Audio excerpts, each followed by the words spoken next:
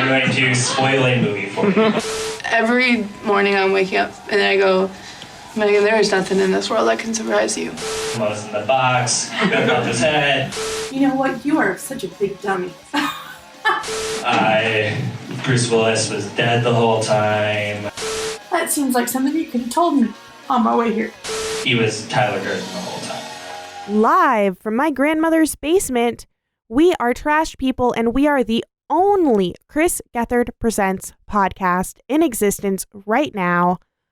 I'm the bitch who survived having her car roll over twice next to an embankment. I'm Emily Pineapple. And I'm Forrest, the keeper of the Canon. I didn't survive that. No, he's a ghost now.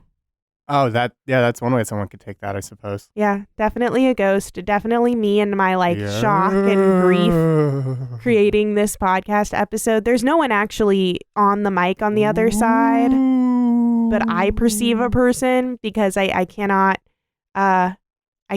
just can't see straight. I'm doing shocked. pottery.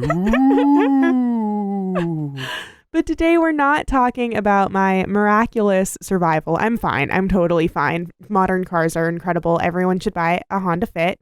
But instead of talking about that, we are talking about next week's episode with Meg Stalter and Richie Owens. This is episode 309, Freakfest, airing on January 22nd. And then Freakfest is a show that Richie and Meg used to do back in Chicago, where it was described as being Chicago's premier alt comedy show, where you can see all of your favorite performers doing their weirdest stuff. And it's hosted by Meg Stalter and Richie Owens. Yeah.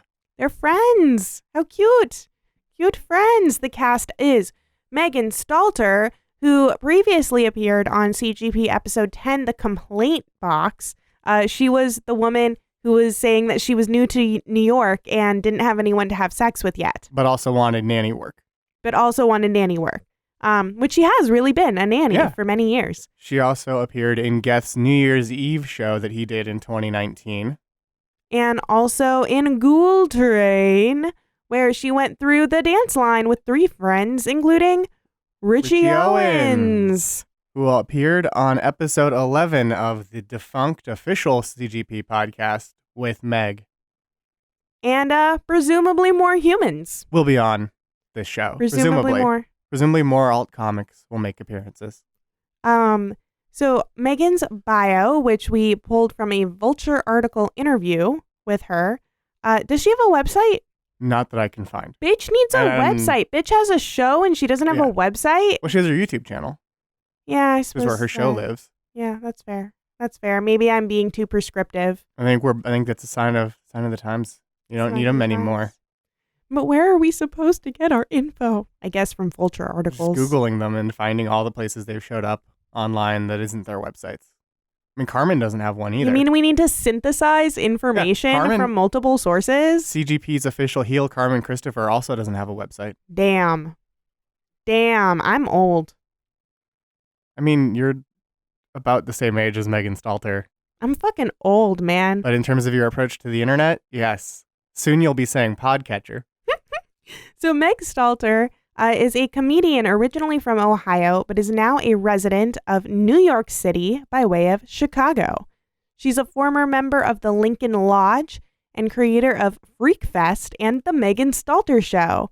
She's also a writer and performer on the upcoming National Lampoon Radio Hour relaunch, which is now not upcoming, and you can actually just listen to it yourself or watch it yourself on their YouTube channel.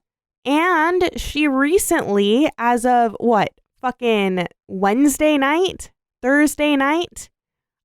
she performed in San Francisco at Sketchfest. Oh, yeah. Literally on a lineup with our buddy who was staying with us. And not listed. It was like a secret that she wasn't listed or anything on the Sketchfest website. She was just apparently flown out for one night. And she was apparently really good. And he didn't know that was the person that we were researching until we pulled up one of the videos for research. And he was like, wait, what the fuck? I was on a show with her. I know that chick. Which is pretty magic. It's pretty magical. And we're going to talk about How many do we have? For her, we have 10 and then a bonus. We have 10 things that we loved about Megan Stalter that we found online. And not things that we loved, things that she has done that we loved. Right. And then we're going to talk about Richie Owens. Yeah. So the first thing that we love is a video titled only and enigmatically October 26th, 2018.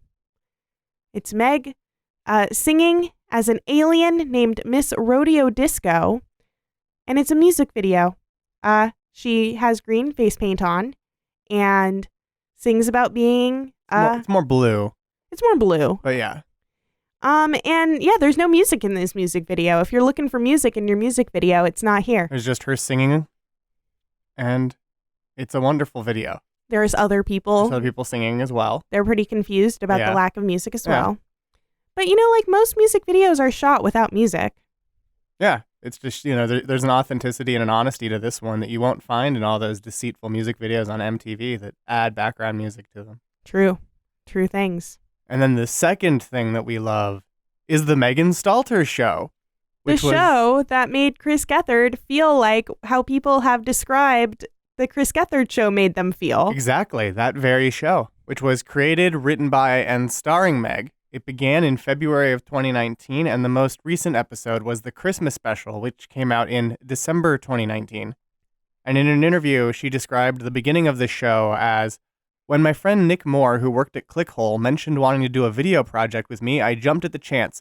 The Megan Stalter show turned into something better than I could have dreamed of because of him and everyone that worked on it. It's pretty inspiring to realize, oh, I can make whatever I want and just put it online, like right now." And I think that that's the aspect that really is the closest to the TCGS thing, where you get that anything can happen.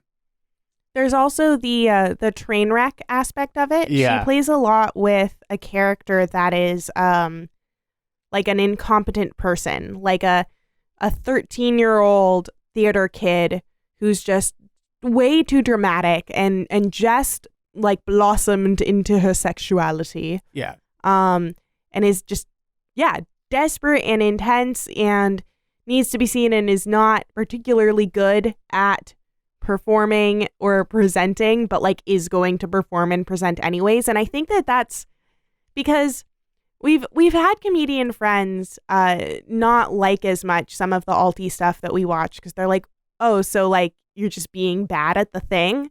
Like, how is that better than just being good at the thing? And I've been thinking about that. And with Megan Stalter, like she drills so hard into like with her confidence despite doing these things that she makes it, you can't look away. Yeah. And it's clearly, she's she's clearly doing a getting character. exactly what she wants out of it, which is very interesting. You know what I'm like? It's very interesting seeing someone talented at doing comedy playing a character that is leaning into the awkwardness of watching someone not talented do it. Like she plays with awkwardness a lot throughout all of her comedy, including her Twitter videos and her stand-up. And on the Megan Stalter show, she calls out Comedy Bang as another talk show that's similar. And I think you can see like the Comedy Bang Bang influence on it because there is that sort of This is a fake talk show. Yeah. And that's mostly behind the scenes. Yeah, and I mean, it even has all the wood paneling that CBB has on the TV show, but there's also the persona of having the host not play a persona that strongly, I think is also a similarity that not all scripted comedy talk shows have. Because she's not the straight man to all the chaos. She's just as chaotic as everything else around her. I mean, she's almost like the chaos. Yeah, exactly. Sometimes the guests are also as chaotic, but really you have her director Kelly, that's more the straight man. Mm-hmm. And like the camera operators and stuff. Yeah. Whereas like it's as if they're capturing this character. It's such a specific character. Yeah.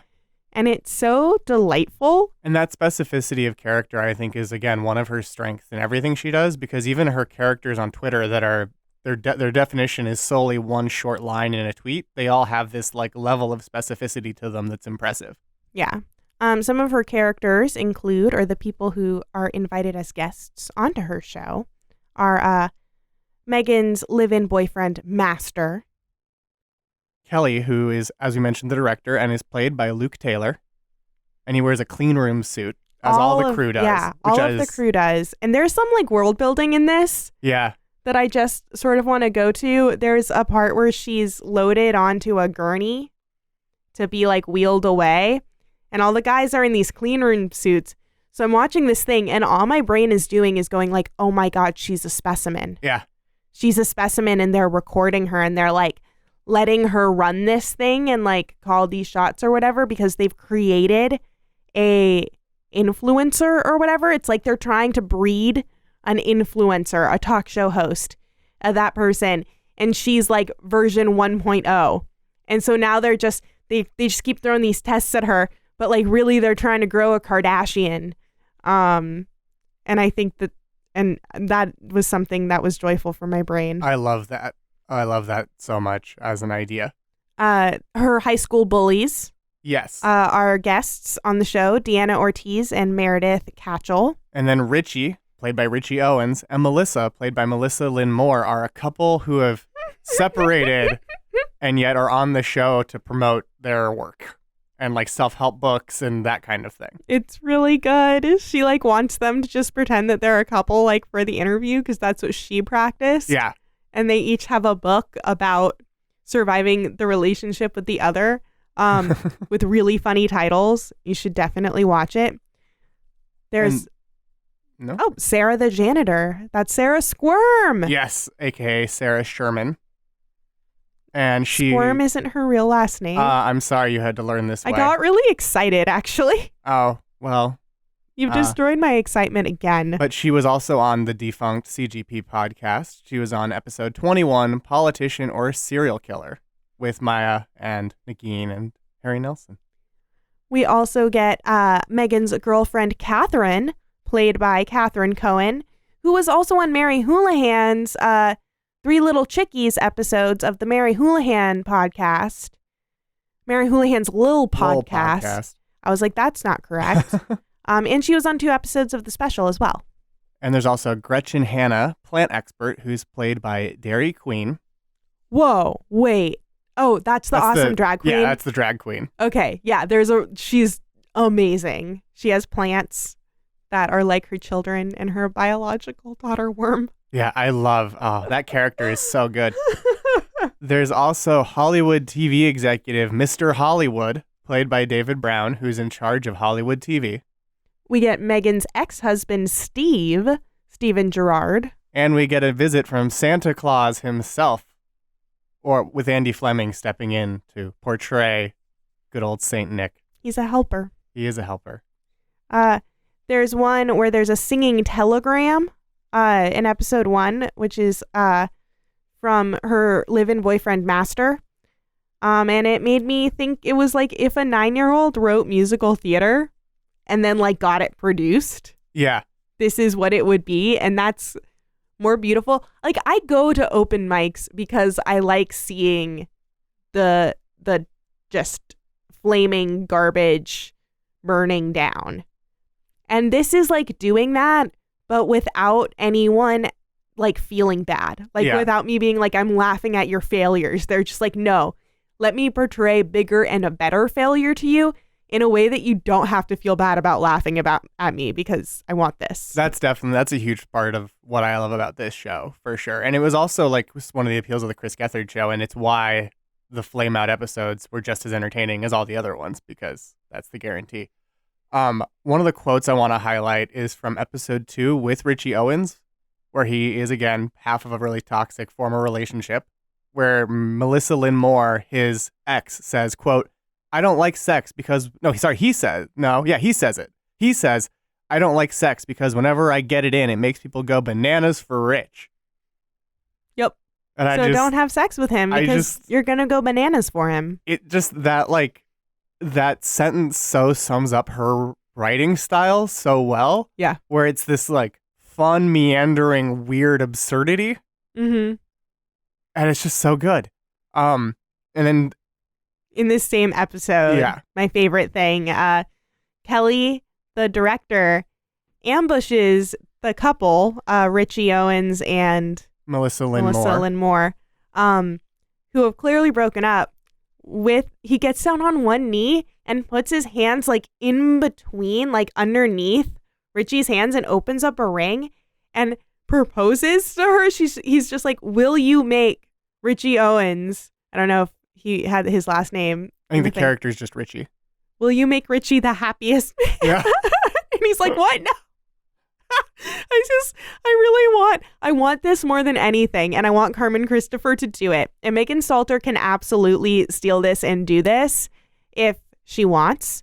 But I haven't seen her do pranks. No. And so if I was just going to pull someone who I've seen do pranks before and therefore might enjoy that, I want to see Carmen go around to like couples and restaurants and things in New York and propose. That would be perfect for him. Like for one of the partners to the other partner, and like have like a little like fucking dollar store ring and like the box and everything. I love that idea, and I would definitely love to see Carmen specifically do that. Megan also has a scary dance. Oh my God. In episode 2 of season 2. The scary dance. And it's like perfect art house weird comedy, and I just love it so much. I've watched it like 3 times. Yeah, it's so good. And then there's also a really funny gag in season 2, episode 4, where Kelly, it's revealed, just keeps turning people into dust every time he snaps. No, it? Everything that he does turns to dust. Shoot, I messed it up. It wasn't the snapping. I thought it was snapping. Well, see, Megan turned to dust just right before his eyes. And I think that actually it was not Richie. I think that episode was filmed when Martin Urbano had the snap happen and half of all comedians were canceled. So that was a test and you passed. I passed. What you just said is the canon. Yes. I keep it. I also one of the gags I love throughout the whole thing is every time someone throws something behind them, it hits the floor and sounds like shattering porcelain or glass. And it's such a good little edit. The thing I also kind of got from this, it's really fun to watch someone like be really bad at something and like watching everything crash and burn, but in a way that it doesn't hurt their feelings. 2, everything works out for her always. Like when her bullies are on, they have like a heel turn. They like suddenly like her, and like it reminded me of Andrew Tisher's comedian character that he does on The Special. Oh, Andrew Jokes? Yeah, Andrew Jokes, where like he tells like a mediocre joke and this woman's just like, oh my God, and like everyone loves him and he's getting all these things. Like I love this trope of like the super mediocre to bad at what they're doing character, and everyone around them is just reacting as if they're like the best thing ever. It's like this wonderful fever dream sort of effect. And I love it. It's what we were promised as millennials. We were promised the world only to realize that we need to deal with our own mediocrity. We can't all be wonderful. No, we can't all be wonderful. Some of us are the Joker. That's why I'm the wonderful one in this household. And then and then I get corrected. So thank you for that. Yeah. I also the third thing we love is we love Megan Stalter on the National Lampoon Radio Hour. It's so good. So good. Our favorite sketch of hers is the Casey Anthony celebrity bumper. Yeah. Y'all remember Casey Anthony? And it's on Twitter now, and it's on YouTube as its own clip, I think, but it's definitely on Twitter. Yeah, it is on YouTube as its own clip. So I'm not going to say too much about it, but the link is in the show notes. You just need to go watch it if you haven't already. What I love about it is that you get to see her doing a lot of different types of characters, because she really leans heavily into this particular, like, I don't have a good name for it, like middle school drama enthusiast. Yeah, I do think that's theater kid. Yeah. Thing. Like she leans into that because that's like her character that she like works on and works within and like is building into things. So it's really cool seeing her do other characters because she's really good at it. Yeah, and I think that's why her comedy is a perfect fit for sketch, and specifically sketch in the style of the National Lampoon Radio Hour, because her characters deal with awkwardness, and there's a dark undercurrent to a lot of it, and so it lines up real well with what Cola Scola, her potential Past son life. in a past life, Yeah. is doing, and so I love it. Y'all should listen to What Do You Be, Yes. which is a podcast about what people believe, and Megan Stalter's on it, and it's not only charming as fuck, but she calls Cola Scola, and Yeah. they talk about whether or not they had a past life together. Cola Scola is a performer and head writer on the National Lampoon Radio Hour. Yeah. So it's great. She's like, I want him to get everything he wants in life, which is kind of crazy because like he's further along in this career than I am. Megan Stalter, like, who thinks that way? Moms. Yeah. So number 4, Yeah. she's in a Comedians You Should Know set, which is a stand-up show. Yeah. And there's a couple of stand-up videos floating around of her. And she doesn't give a fuck. No. She gives 0 fucks about where she is. She does her character everywhere, and it's awesome to see. It was actually a really beautiful moment in this one because they're the most women you will ever see on a comedy lineup. It's true. She makes it happen. And it's really funny. She brings up like 6 different chicks. Yeah. I love. to all do like different types of comedian telling a joke. I'm just glad that there's finally that level of, diversity on a stand-up show. Right? And what Oh it my takes is God. Meg Stalter just bringing them all up there with her. Yep. She hosts her own show right in the middle of it. She just doesn't give a fuck. There's No. another one where she's like doing quote stand up unquote, and she's like, there's industry here. I heard that there's the flicks. The flicks are here. Just like proceeds to fuck around like as if she's like desperate and trying to show off her skills for the industry people. And I truly honestly think that like there was probably someone from Netflix there. Yeah, I mean, I wouldn't be surprised. And then our next thing is all of her videos on Cameo. Which we would is- have ordered, but we realized it too late. Yeah, we realized it too late, but you, dear listener, can go to cameo.com/Meg Stalter and for merely $35. Give the best gift Yeah. possible. And what is especially great about hers is she really puts effort into these videos. She like weaves storylines in them and like makes references to like her children. She has many. She has many children, and Her mom is psychic. her mom, yeah. She talks about that on a couple podcasts. She grew up Pentecostal, which is, or going to a Pentecostal church, Yes. which is the place where people experience their spirituality through speaking in tongues That's part of the whole thing. and like fainting and all of those things. And I love hearing her talk about it because she is not like, she's not an evangelist. Like I think that she has a similar like connection to religion as Christy Cello, Yeah. where it's like, I have a sky daddy. This is what I love. And I love that you have things that you love. Yeah. But she, unlike most people and most stories you hear about those kinds of churches, she only has like really, really good experiences. Yeah. Like her youth group, And her, youth pastor wasn't creepy at all, was just a really supportive person. yeah. And like her whole family was just really nice and Yeah. caring and open to each other. And like she had a little bit of trouble with a few aunts who are like, bisexuality doesn't exist. But that on the whole, like it's been a really positive experience, and that her family ends up loving her, and actually like other members of her family, like the younger members, when she comes out, they're like, oh yeah, me too.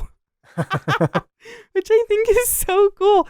I love hearing someone describe their like experience within a very specific religion so positively. It's a really interesting interview in that what do you be? What do you be? What does Megan Stalter be? There's also another one where I think I got more of that, but I completely forget what podcast it was. Okay. And as you described the next wonderful thing, I'm gonna try and look and see what that was. The next wonderful thing is a tweet by Megan Stalter, which reads, "Well, not a good first day of the year." And it's an example of all of the things she's doing right now on Twitter, where she just embodies a character and talks and addresses directly to camera as them. And in this one, she is talking about why she's not having a good first day of 2020, which is that her friend Salamander's New Year's toast gave her the confidence to finally wear the gloves that she'd been meaning to bust out for years, but didn't feel confident enough to wear. And she thought that everyone would be like, hey, good for you. Good for you. You're wearing those gloves. You're looking stylish. But we had a question about this video, which is her friend being named Salamander a secret reference to the show that was happening across the street from Little Green Guys, that Salamander and Turtle show, which tried to upstage the show about the best animals ever, lizards and frogs. I don't know that, but I do know that this is a great one to check out if you want to see the kind of characters that she's doing on Twitter, as is our 7th thing, which is a tweet that reads, "Woman thinks she is getting a romantic surprise from her husband, but it turns out she's married to the devil himself. Themself. It I says- suppose the devil can be a himself. It says himself in the tweet, though. That's fair. I want to And- sincerely apologize to the podcasters who had that really good interview with Megan Stalter, and I don't remember at all what they are because I forgot to subscribe Oh, no. when I was listening, and my phone doesn't remember it. And so there was a man and a woman interviewing Megan and talking about religion and how they grew up, and it was really, really good. And I hope to find it again. Okay. Well, it's not the Who's Your God. No. Okay. So this one, the 7th thing, which again is a tweet where a woman thinks she's getting a romantic surprise from her husband, but it turns out she's married to the devil himself. It is Megan Stalter, first person, going through all of these steps, thinking she's about to see a romantic surprise from her husband, opening the door, and then seeing what's really in the hotel room. And this is another great example of her playing with awkwardness and disappointment in her characters in a way that I think really works and is like the mom character that she has more than the 13-year-old character. It's the like, Oh, I love the mom character. she's much more world weary and just like disappointed in what her life has become, But also still has so that warm like endless hope that like it's going to be different. and so warm. Oh yeah. Like, I wish I was if I were a small child and I like saw her, I'd be like, that's a bitch who I can hang out with. Like, she will protect me. Like, she clearly loves kids. And our 8th thing is also a tweet where Megan addresses what has happened to her ex-husband, who just isn't the man she married anymore. And it's all because of that devil in his pocket, his cell phone, Gasp. and his Candy Crush addiction. Gasp. And he just doesn't pay attention to her anymore. And you can see Richie Owens in the background of the clip because he's part of the backing band for the song that kicks off right when it ends. I love it. It's beautiful. And you can also see that, I think on his Twitter, you can see that video. So you can find it there. Number 9 is Megan Stalter at the Foxhole from May 3rd, 2019 in Chicago, Illinois. This is a stand-up set again. Who keeps asking her to do stand-up? Well, and this is the I would one. be joyful as fuck if like she showed up on a stand-up show I was watching, but like, and she clearly knows what she's doing. But fuck, who's like, we're gonna like just let her run these fucking characters for people who are not suspecting it. Well, I admire her so much for that. this is the show, the clip where you were saying she mentions industry being in the room. Oh yeah. This was that one. And yeah, I mean, I love it. And I think, I would imagine that the comedians also love seeing her play with what the audience is expecting from a stand-up show in a way that really reminds me of Andy Kaufman. Yeah. Because it's just, I'm like, obviously it's great if everyone laughs, but like they're there to be faithful to the character that they are there to portray rather than specifically care most about how the audience in this room likes it. Yeah, no, she doesn't give a fuck Yeah. about the audience. And she should not give a fuck about the audience because her true audience is people watching later on YouTube. And I mean, I think that audience did enjoy it too. Like, you No, see, they obviously she did. wanders into the crowd and like starts sticking the microphone in people's faces, and like they're definitely loving it and having a Oh, great yeah. time. But I would love it. I would love to go to a stand-up show and then she just walks out and does a Right? character. Apparently on the show that she did here in San Francisco, she went by Meg Stalter. She introduced herself as Meg, which is why our friend did not like immediately realize it, like who we've been talking about all week. But he said that she did like pretty standard like stand up. Like it was definitely weird and like alty, but it wasn't as heavy into a character as this. So she clearly does stand up. What I love about her characters and what I love about these like comedian breakdown characters that we see a lot on CGP is that like I love comedy so much and I love tearing apart the tiny details of things. And all of these like performers are picking like specific little things and tics and like intonations and like weird characters that you see in stand up and then just exploding that one particular thing. So like on the Comics Unleashed, like you get to see a panel of like, oh my God, this is comedy. Like, but this is all of the parts of comedy. And when you see something exploded for you, it's much clearer, you know? Yeah, and I think it's why, like, as someone who is a fan of like the comedy form itself, Yeah. it's definitely part of why CGP appeals to me so much. Is it's a rare space where they can do those kinds of like deep cut jokes that comedians and people who like really pay attention to comedy will get, but you may not get all the layers of if you don't. It'll still be funny, but like it's, you know, it's that space. It's a space for that makes room for that, which I really appreciate because those are the jokes I tend to find the funniest. Yeah. But it takes people who really know it in order to do it. Oh, yeah. Like you have to be really good at the art before you can take apart the art with the amount of skill and precision that Megan does and that other people do. Including the next host after Megan, Annie Donnelly, who we'll talk about on the next episode. Her vagina broke wide open.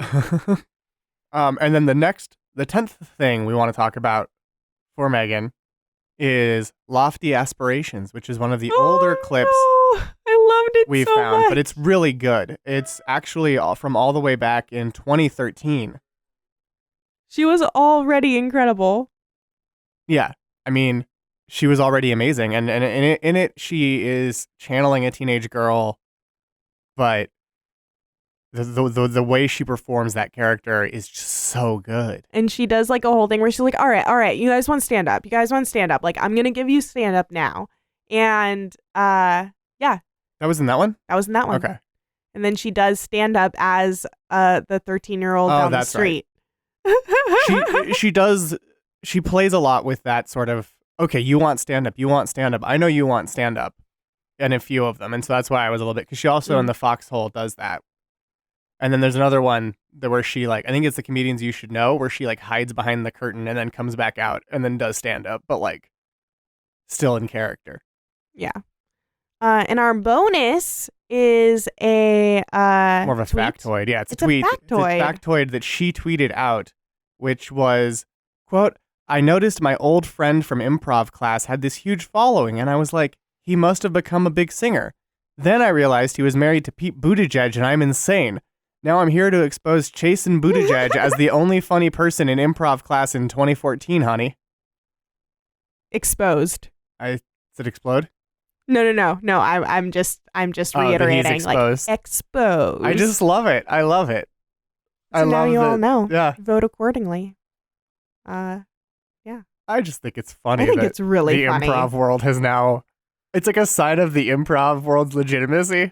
That I know, right? Like the vice president, the spouse of a presidential candidate taking improv classes. Everyone's like, oh, cool. Yeah. And so those are 11 things. And Yeah. we don't want to, talk to you all for 3 hours again, like we did with Bryson. Right. But if you listen, we love you. Absolutely. But we wanted to talk about Richie Owens. We want to talk about some things we love about Richie Owens. And we don't have quite as many, but it's mostly just because his online footprint isn't as big as Megan's. It's small. Yeah. And it angers me. That it's small. Yes. Because, yeah, he's funny.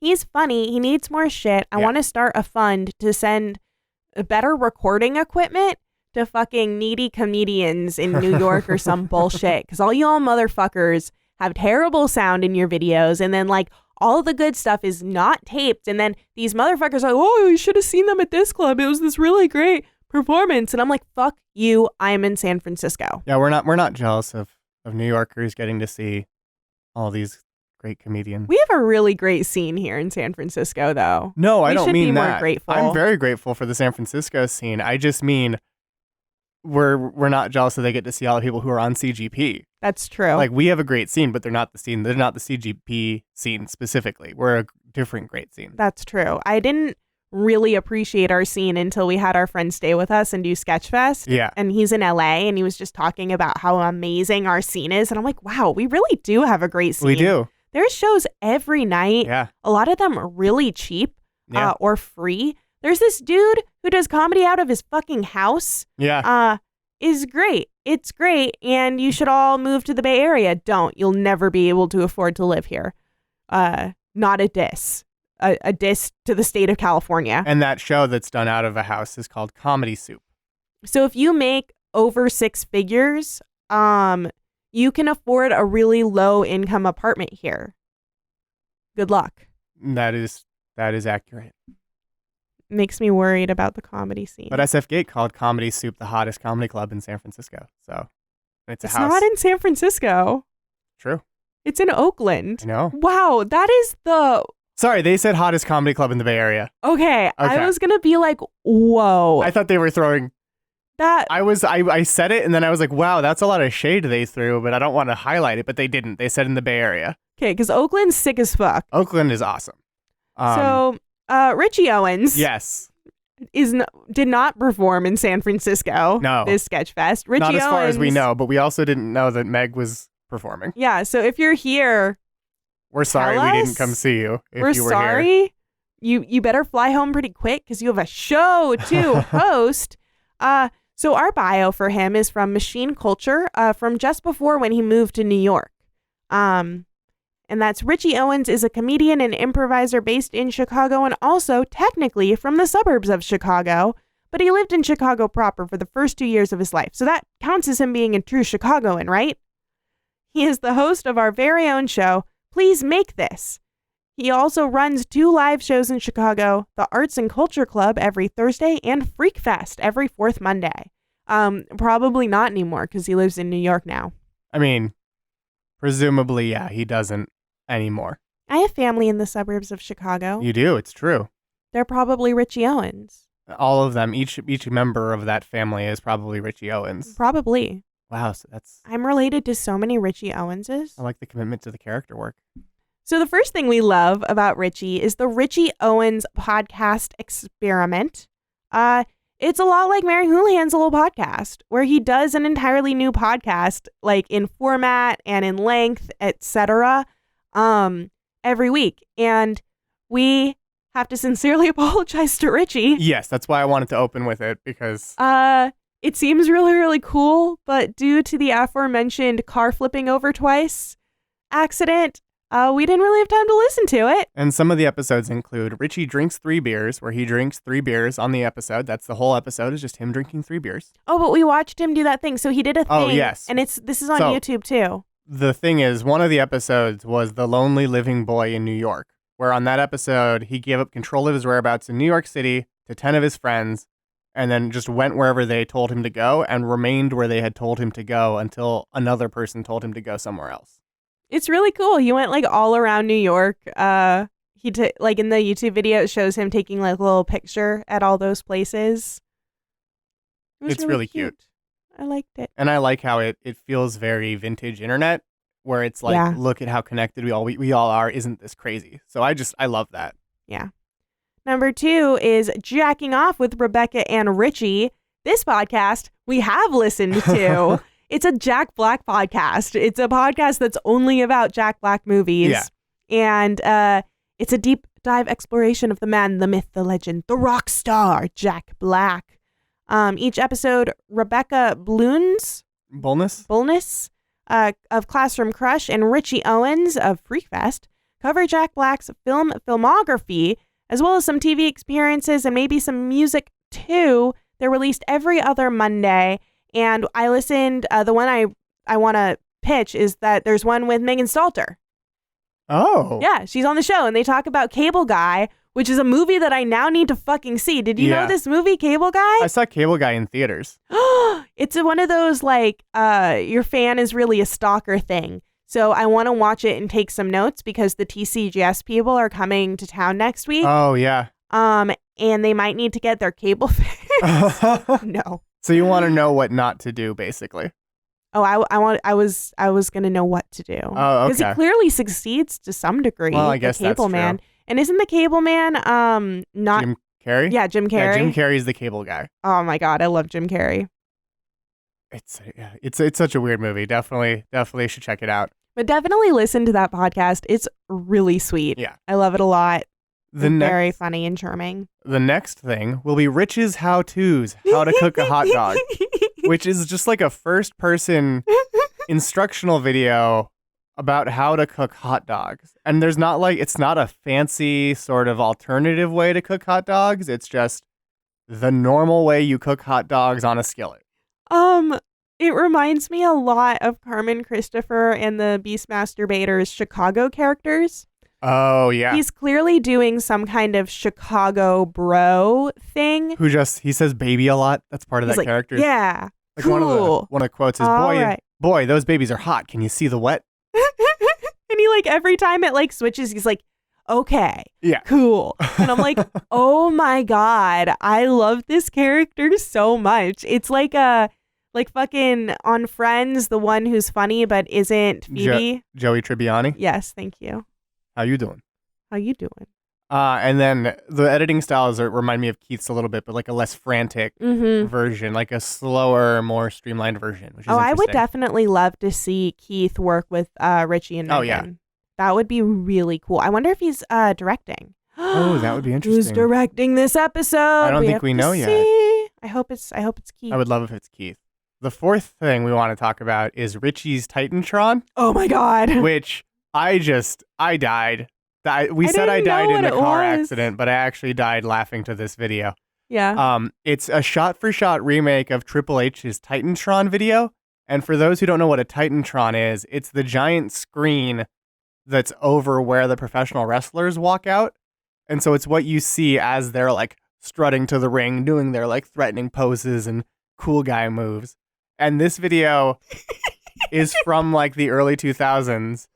And it's Triple H who looks like Thor, basically. Spitting into the camera and he going like, ah. He's shirtless, like flexing, screaming, spitting water out of his mouth in like a dark room with like one directional lighting to like highlight every muscle on him. Like and mean mugging the camera. Mean mugging the camera, and it like cuts to like Triple H, and then like cuts to him like pile driving people and slamming people. Not pile driving before you write in. I know he doesn't do a pile driver in it.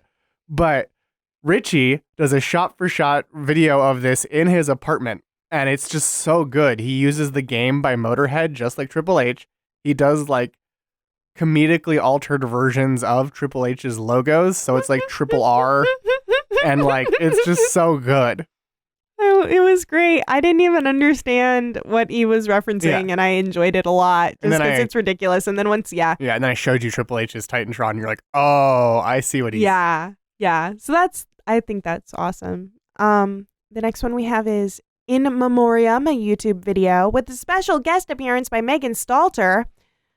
And this is a stand-up set, basically. No. This is essentially like an Oscar in memoriam reel. Oh, yeah, that's this one. Yeah. I thought it was the one where he had the clicker. That's the next one. Okay. Yes. And it's an Oscar in memoriam tape. And a bunch of the people are Wallace Shawn puns, who is the inconceivable guy from Princess Bride.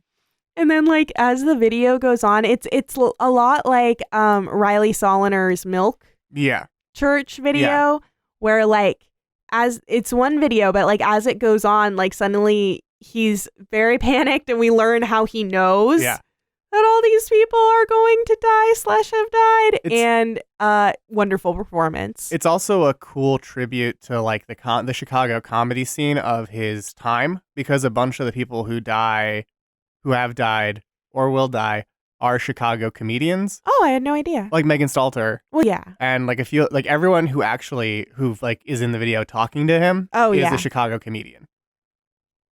Yeah, because of he his gets time, quotes which is great. from all the people who he says have died, but they're like, Richie, why are you telling me I'm going to die? And in like very specific ways. It's great. Then we have 6, the greatest twist ending of all time. This is where he gives a PowerPoint presentation. This one is fucking nuts. I love this one. I love it so much. I want to watch it like 5 more times. I would watch a show that was, if he could find enough movies that are this ridiculous. I would watch him breaking down movies. I fucking love video essay style like YouTube shit where they break down movies, and Richie is so good. Oh, yeah. He gives a PowerPoint presentation spoiling the movie Remember Me. And that's where a lot of the quotes in the intro come from. So Remember Me is a movie from what, 2000? Well, it's definitely not 2000. No. But it's No. It's like right after 2001. No, that's the weirdest part is it's 2010. Oh, okay. That's where my brain got mixed up. No, with I ones see and why zeros. you thought it was 2000. Because I was like 2000, but that doesn't make sense. I have been sitting here for literally since I like saw this thinking, when did 9/11 happen? Like, what year did 9/11 happen? You forgot.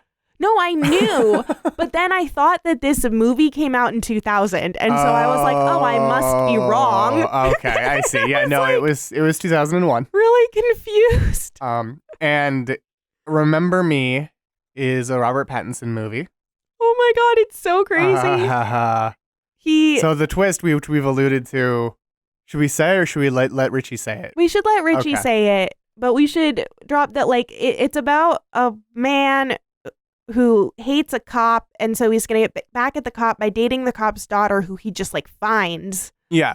And then I knew the twist. They fall in love or something. Yeah, he falls in love with the cop's daughter, and then they like fight. It's a lot. It's very melodramatic. It's very melodramatic, but then at the end, like everything seems like it's good, and he's like, "Cool, Dad, I'll wait for you in your office." Like he realizes his dad loved him the whole time, and he goes up in the elevator of the 2 towers. Twin Towers. The Twin Towers. What did I say? You said the two towers. He wasn't. Yeah, he needed to fight Sauron, and I'm so sorry. That was absolutely just my brain. No, I know. I knew it was just your brain, and I love that it was the 2 towers. He got into the Salesforce building over here on Halloween when they put the giant Sauron eye. Yeah, that is an important clarification as to why he was in the tower. You have to watch this thing about this movie. Yeah. This movie is absolutely ridiculous. It ends with this motherfucker in one of the Twin Towers. Yeah. Like, are you fucking kidding me? And then it gives the date. It doesn't give the date. No, it does. It gives the fucking date. Yeah. And it's it gives the date first. Yeah. And it's like, guess what? Yeah. In 9 minutes, terror. Like, you're like, wait. Well, and this movie had nothing to do with that. And that it went around like when that movie came out, that was like a meme. That how just people trying to figure out why this movie was made. Yeah. But Richie going through it is so good. And even if you know, like I said, I already knew the twist. You can, I mean, he spoils it almost at the beginning. But it makes it better. It's like better knowing it. Yeah. Because you just be like, how is it going to end there? Yeah. So yeah. Yeah. And then number 7 is Richie's first Inktober drawing of 2019, where he said, maybe I will do Inktober this year. And it's a comic. It's a 2-panel comic. The first panel is an image of a closed wedding ring box with the text, will you make me the happiest man in the world? And then the wedding ring box is opened and there's a wrestling ring inside of it. And it says, and kick my ass in front of the thousands in attendance and the millions watching at home. And someone commented on it. And someone named Year of the Rat commented on it and said, I will. And Richie responded with a bunch of heart eyes emojis going, he said yes! Beautiful. I just love it. I love a good pun. And that's a very good pun. It's beautiful. So I'm really excited for their episode. I don't know what it's going to be. It could be a lot of like stand-up takes, like sketches and takes on stand-ups. I have a feeling maybe they'll bring on a lot of their friends. I think it's going to be a lot of the alt comedy scene in Chicago of their era, potentially flown out. Which would be cool as shit. I would love if Sarah Squirm was on, because I know that Sarah Squirm's Helltrap Nightmare and Megan Stalter have a long history together as well. So I would love it. I'm excited to get some weird comedy. And I mean, it seems like it because like Megan has Richie on. They've done a lot of shit together, and there is way less stuff of Richie's online. And they've also, I mean, as we mentioned at the top of the episode, CGP has explicitly said that this episode is Freakfest. Yeah, exactly. So it does seem like we're going to get to see all that stuff. It might be New York alt comedy, but we're going to see some alt comedy. It seems like for sure. I mean, I feel like this whole show is just alt comedy. No, I know, but like you're right. But you know what I mean? But like, I'm like, Forrest, we're watching an alt comedy show. No, I know we're watching an alt comedy show, but like comedians doing the things they do in clubs is what I mean. I guess more like it's like an alt comedy showcase, not people taking an hour of television and doing an alt comedy thing specifically designed for TV. Yeah. And she also said it would be a soap opera.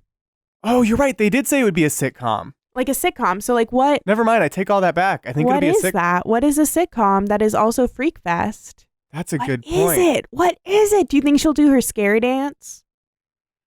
Well, now I'm just confused. Right? Now I have no idea. I forgot about them saying it would be a sitcom. Maybe it'll be a sitcom behind the scenes of a show of Freakfest. Oh, so you'll get like the backstage things will be the sitcom, but you'll see the people performing on stage as like the acts that they would have done at Freakfest in Chicago. It's very the Megan Stalter show. Yeah. That's my guess, if I had to guess. Yeah. So all you motherfuckers, go listen to the National Lampoon Radio Hour immediately and watch it on YouTube. Go watch the Megan Stalter show. Check out some of these Richie Owens videos. Especially the Remember Me one. Yeah, gonna be real, like so good. I mean, that was almost like designed for us, though. True. Like we regularly just put on playlists of like movie breakdowns. Yeah, like we have video watched essays. We have watched certain video essays multiple times. Movies are complicated, okay? Yeah. There's lots of layers. I like picking apart the layers. Gotta pick apart those onions. Gotta pick apart those onions. And I suppose with that, we talked about our expectations. Yeah. We talked about Richie. We talked about Megan. Yeah. What else do we have to talk about, Forrest? The fact that I was in a car that flipped over twice. I mean, we could talk about that. It stopped right next to a really deep embankment. Yeah. It was very soft. I would have been fine. And you are fine now. Yeah, I'm absolutely fine. Fuck me. Everyone should get a Honda Fit. This is actually just a really long commercial for Honda Fits. Yeah, Honda Fit will keep you fucking safe, even as your car rolls over the top of itself and then comes down and then rolls over the top of itself again. Yeah, we are now Honda people. Yes, 100%. Be careful on freeway exits. Oh, yeah. That's a good thing. That's a good tip for all you drivers out there. A hip tip is to be a safe driver. Hip tip. Not that I wasn't being a safe driver at I'm that not saying you particular weren't, moment. But get a safe car, I suppose, is the real hip tip. I think my favorite part of the experience is I've totaled a car before. I stopped at a stop sign and someone was speeding down the road. And so my car slammed into theirs. Right. Minor accident, but totaled the car. Right. This time, as I began flipping, because that was when I realized something was wrong. It happened that fast. The main thought in my head was, how did I do this again? What did I do? I mean, that's fair. That's fair. And then I was thinking about how safe I feel in the Honda Fit. So everyone should get a fucking Honda Fit. Everyone should watch Megan Stalter and Richie Owens, and everyone should join us this Wednesday. This Wednesday. On the Discord. And at twitch.tv/CGPMNN. Yes. Do that. Do all those things. It's going to be amazing. Chris Gethard fucking loves Megan Stalter, so he's going to be there with bells and whistles on. It'll be sick as fuck. Good night and good Honda. So yeah, good night and good Honda, everyone. Stay safe out there. And a happy Honda days to you and yours. Yeah, happy Honda days to you and yours. I don't want to be with you, Megan. I think Ellen DeGeneres is gay and cool and you're bi and mentally ill.